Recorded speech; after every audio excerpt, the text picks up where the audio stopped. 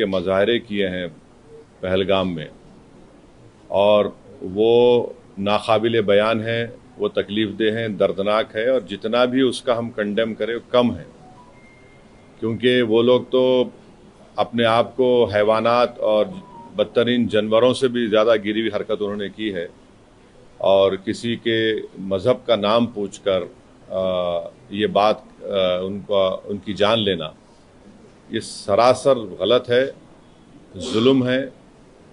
और हम उम्मीद करते हैं कि इंशाअल्लाह ताला अल्लाह सुब्हानहू ताला उनको दुनिया में भी और आखिरत में भी उन दहशतगर्दों को सख्त अजाब से नवाजेगा, और उनके ऊपर जो लोग बैठे हुए हैं वो भी तबाह बर्बाद होंगे।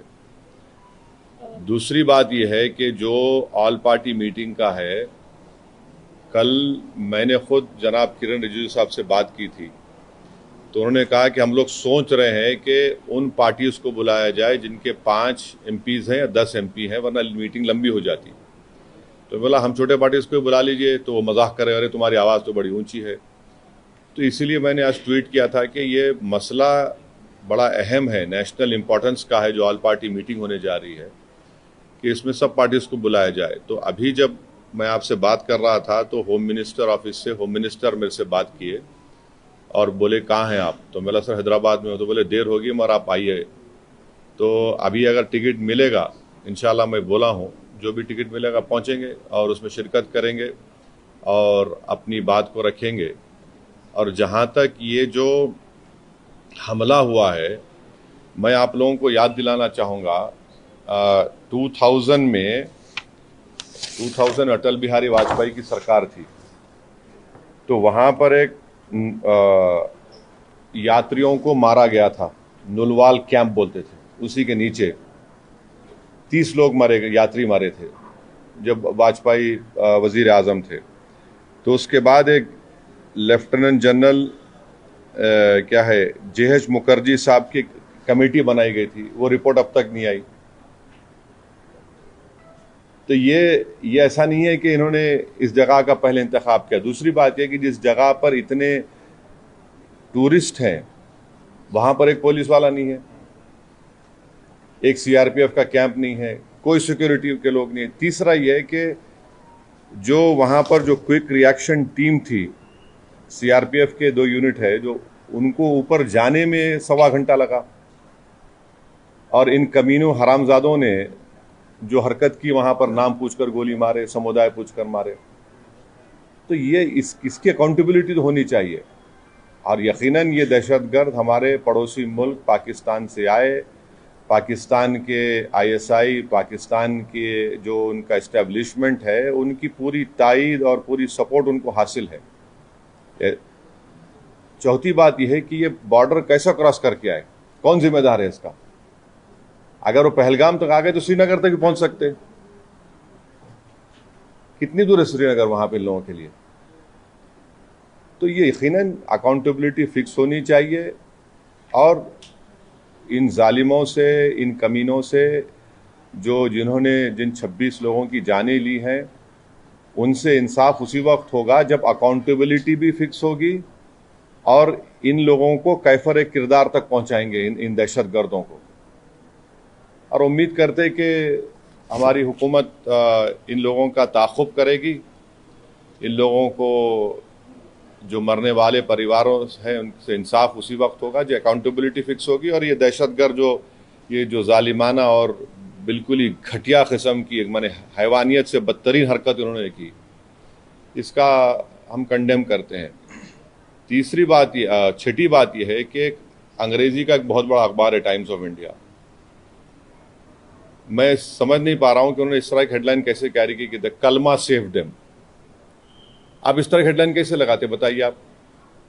आप तो पूरे मुसलमानों को ही आप दोषी करार दे रहे हैं। भाई वो आतंकवादियों का कोई मजहब नहीं होता, वो दहशतगर्द हैं, वो तो ISI की ISIS की आइडियोलॉजी पे चलने वाले कुत्ते हैं ये लोग। इतना बड़ा अंग्रेजी अखबार, द कलमा save them, what is this? भाई कितने जो कश्मीर में जितने आतंकवादियों ने सबसे ज्यादा मारा, वहां के कश्मीरी मुसलमानों को मारा, सबसे ज्यादा मरने वाले वो है वहां पे। तो उसके बारे में क्या बोलेंगे आप? ये तो एक आइडियोलॉजी है ना, ये तो टेररिज्म की एक आइडियोलॉजी है। तो बड़ी अफसोस की बात है कि एक इतना बड़ा अंग्रेजी का अखबार होकर आप इस तरह की हेडलाइन कैरी करते थे, कलमा सेव देम और द कलमा was the difference. You cannot carry such headlines. You cannot generalize the whole great religion of Islam. तो नहीं सुन तो लीजिए, अगर आप ऐसा ही इस तरह की अगर आप हेडलाइन लिखेंगे तो आप तो जो जो जो कमीने शैतान बैठे हैं पाकिस्तान में उनको तो खुश कर रहे हैं आप, उनको तो खुश कर रहे हैं आप। अफसोस की बात है ये। द कलमा वाज द डिफरेंस, आप देखिए हेडलाइन जो है वो उस तरह की हेडलाइन हो सकती है किसी की। और आखिरी बात यह है कि कल शाम में 6:30 बजे तेलंगाना के चीफ मिनिस्टर एक all party candle light march necklace क्या है वो पीपल्स प्लाजा के पास करने वाले हैं। मैं हैदराबाद की आवाम से, तेलंगाना की आवाम से अपील कर रहा हूं कि आप हज़ारों की तादाद में उसमें कल शिरकत करिए। हमको एक होकर इस अपने मज़हब पे चलते हुए उसके बावजूद भी हम इस बात का ख्याल रखें कि ये हमारे देश का मसला है, मुल्क का, वतन अजीज़ का मसला है। हम तमाम को वहाँ पर जमा होना है। चीफ मिनिस्टर ख़ुद उसकी लीड करेंगे। हमारी पार्टी भी, हमारे पार्टी के एमएलएज भी, जितने हमारे मेंबर्स हैं, बल्कि जितने जो टेररिज्म के ख़िलाफ़ हैं और जो इस मुल्क से मोहब्बत करने वाले हैं, मैं उनसे उम्मीद करता हूँ कि वो हज़ारों नहीं लाखों की तादाद में वहाँ पर जमा हो। और हमारा वहाँ पर जमा होना ना सिर्फ हम खराज अक़ीदत पेश करेंगे उन मरने वाले ख़ानदानों को, बल्कि हम उन लोगों को भी पैगाम देंगे जो दहशत गर्दी के ज़रिए इस मुल्क में हिंदुओं और मुसलमानों में नफ़रत की दीवारों को और इजाफ़ा करना चाहते हैं। तो टेररिज्म के ख़िलाफ़, भाईचारगी के ख़िलाफ़ और कश्मीर के कश्मीरियों के लिए भी हमको ठहर कर बोलना है। आप किसी एक इलाके के, कश्मीर हमारा अटूट हिस्सा है और हमेशा रहेगा, तो कश्मीर की ज़मीन पर बसने वाले लोग भी हमारे अटूट हैं, इनको भी हमको कॉन्फिडेंस देना है। अब आपका कोई सवाल है तो बोलिए, मुझे जल्दी जाना है एयरपोर्ट। एक सेगमेंट है, आप सिर्फ हेडलाइन की अखबार के हेडलाइन की बात कर रहे हैं, लेकिन एक सेगमेंट है जो जिसको एक मौका मिला है या सोशल मीडिया पे हिंदू मुस्लिम बहुत ज़्यादा किया जा रहा है, उसके लिए आपका क्या है? नहीं, आप ये भी तो देखिए कि उसमें गरीब कश्मीरी मुसलमान जो घोड़े पर बिठा कर लेकर गया था, रिपोर्ट्स में आया है कि वो रोकने गया इन जालिम कुत्तों को, शैतानों को, तो उसको भी गोली मार दी। कई तस्वीर हैं कि जख्मियों को लोग उठाकर लेकर जा रहे हैं नीचे। आप अगर जो लोग सोशल मीडिया पर ये जो बदगुमानी और जहर फैला रहे हैं वो पाकिस्तान को और एलईटी को खुश कर रहे हैं, याद रखिए आप। वो ये कहना चाहते कि कोई हिंदू कश्मीर को नहीं आ सकता, तो आप उनको कामयाब कर रहे हैं इस तरह की बकवास करके। आप भाई, आपको अगर नफरत है किसी से तो फिल वक्त रुक जाइए, वक्त नहीं नफरत दिखाने का। ये वक्त हमको एक सीसा पीला हुई दीवार की तरह खड़े होकर उन तमाम ताकतों को एक पैगाम देना है। आप तो उनको कामयाब कर रहे हैं इस तरह की बकवास करके। वो जो चाह रहे थे, आप उनको मदद कर रहे हैं। आप एक बात समझिए कि कितने कश्मीरी मारे गए, उनका क्या मजहब था? मुसलमान भी थे वो। सबसे बड़ा नुकसान तो उनको हुआ है, उनको ही होगा कल के बाद। तो आप वो जो दुश्मन चाह रहा है वो चाल में उनको कामयाब होने दे रहे आप इस तरह की बकवास करके। और जो लोग टीवी चैनल पर जो बैठे हुए हैं, मेरी उनसे भी दरखास्त है, आप देख लीजिए। आप जो बैठकर आप जो सरमनाइजिंग कर रहे हैं, आपके सरमन से आप तो फायदा पहुंचा रहे हैं।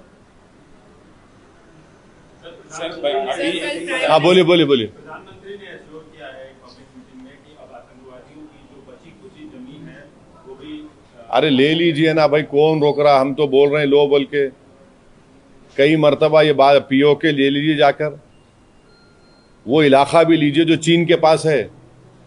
पीओके का इलाका पाकिस्तान ने चीन को दिया, वो भी ले लीजिए। बराबर लेना चाहिए, छोड़ना नहीं चाहिए उसको। बिल्कुल लीजिए, उसमें क्या बात हो रहा है? क्या है? हमने तो इंडस वाटर ट्रीटी को भी ख़त्म कर दिया, वो रोक लगा दी उसके ऊपर। तो अब ये बताइए पानी कहाँ रखेंगे हम लोग?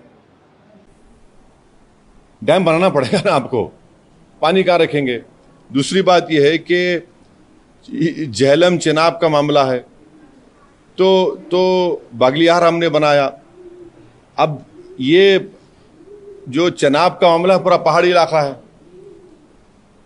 समझे आप, पहाड़ी इलाका है। और जो झेलम का इलाका है तो आपको फिर लैंड एक्विजिशन करना पड़ेगा पानी के लिए। करिए आप, बहुत अच्छा है, जो आप कर सकते करिए, मगर अकाउंटेबिलिटी फिक्स करिए।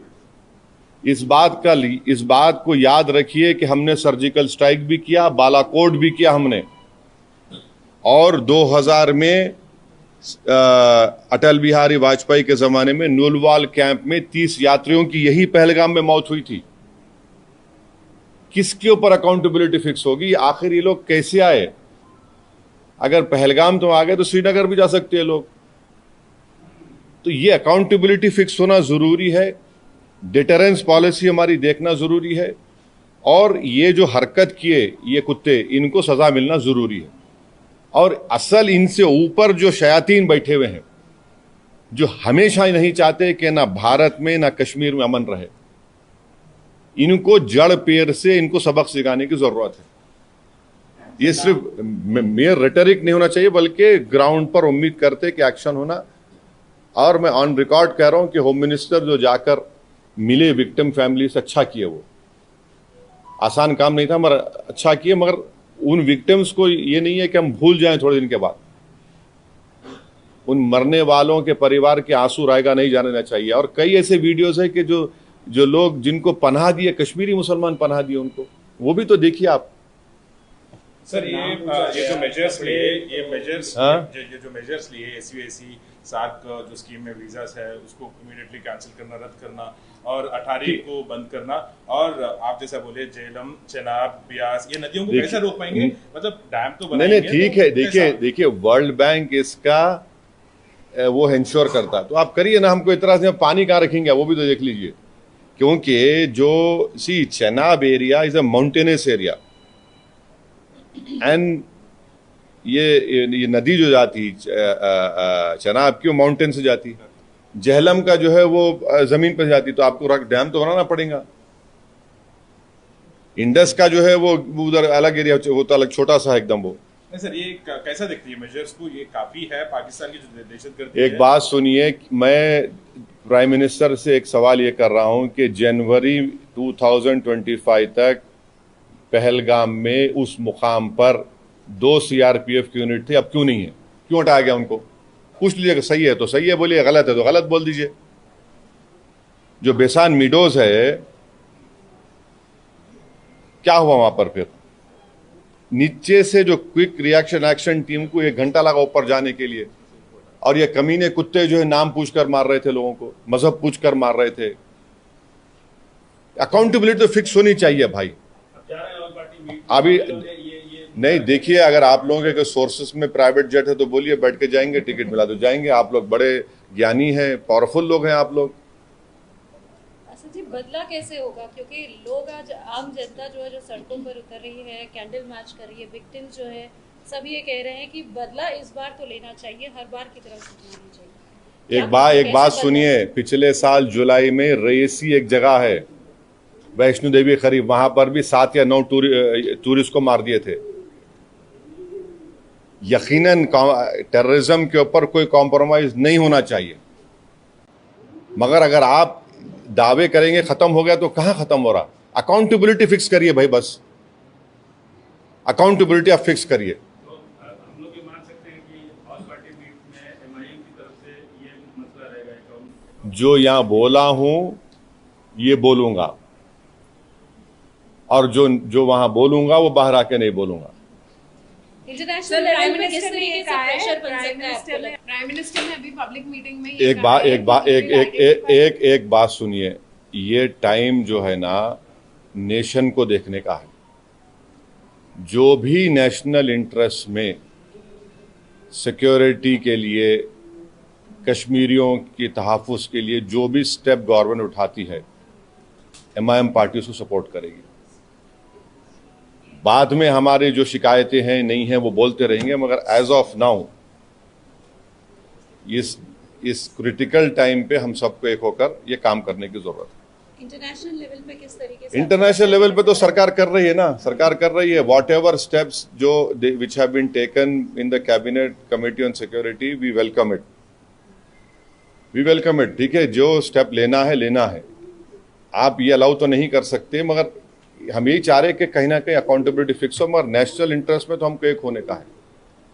अपने पॉलिटिकल डिफरेंसेस होंगे, वो चलते रहेंगे, वो खत्म होने वाले नहीं है, वो डेमोक्रेसी का तकाजा है, वाइब्रेंट मगर आज की सूरत हाल में यह है कि इसमें हमको थोड़ा देख के सर ये रॉबर्ट वाड्रा का स्टेटमेंट अब छोड़ दीजिए ना, अभी अब वो अहम नहीं है। आज अहम है कि कैसे पाकिस्तान से एलईटी के टेररिस्ट आए, उनका हम कैसा उनको रोकेंगे, जड़ पेड़ से निकालेंगे। ये नेशनल इंटरेस्ट का डिमांड है। आप नेशनल इंटरेस्ट में हमको देखना है। सर अकाउंटेबिलिटी फिक्स होनी चाहिए बोलकर आप कह रहे हैं, तो ये अकाउंटेबिलिटी कैसे फिक्स होना चाहिए, मतलब क्या क्या मेजर्स लेना चाहिए, आपकी तरफ से क्या डिमांड्स रहेंगे, आप सेंट्रल गवर्नमेंट देखिए अकाउंटेबिलिटी फिक्स होनी चाहिए, वो जो समझने वाले समझ जाएंगे। Okay, thank you, thank you. अब जाने प्राइम दीजिए। मिनिस्टर ने कहा है कि we will identify, track and definitely we welcome it, please do it. जड़ पेड़ से निकाल कर फेंकिए इन शयातीन कुत्तों को। बोल रहे हैं कि मिट्टी में मिला देंगे। बिल्कुल मिट्टी में नहीं, बल्कि पहाड़ में मिला दीजिए उनको, आप चूरा चूरा कर दीजिए उन लोगों को। ये नेशनल इंटरेस्ट में हम कह रहे हैं आपसे, बिल्कुल रोकिए ना, रोकना चाहिए। मजाक है क्या, बोलिए आप? कैसा अरे आप वो खाली पढ़ेंगे, देखेंगे वो दर्दनाक नज़ारों को तो आप बेचैन हो जाते हैं। क्या गुजर रही होगी उस बच्ची पर जो अपने पति की लाश के बाजू खड़ी हुई है। आज और हम तो बड़ा सब जने बातें करते हैं, मगर जिंदगी गुजार रहे हैं, कौन पूछता क्या है उनको? एक्सग्रेशिया मिलेगा, उसके बाद क्या होगा? उनको तो बहुत बड़ा नुकसान हो गया ना। विवाह हो गए, लोग हनीमून मनाने गए। अब बताइए कोई शादी करके जा रहा है कि ये तो ये क्या है? ये तो डेफिनेटली जो सख्त से सख्त एक्शन ले सकते प्राइम मिनिस्टर, उनको लेना चाहिए और ये जड़ पेड़ से खत्म होना। और इसमें कश्मीरियों का फायदा है। आप बताइए, पूरा टूरिज्म इंडस्ट्री बर्बाद। मैं गया था 3 दिन पहले, हमारे एमएलए इम्तियाज जलील के बेटे का निकाह था। जगह नहीं है आपको वहां पर, श्रीनगर में इतने शादियां लोग आके कर रहे थे वहां पर। अब सब नुकसान होगा ना।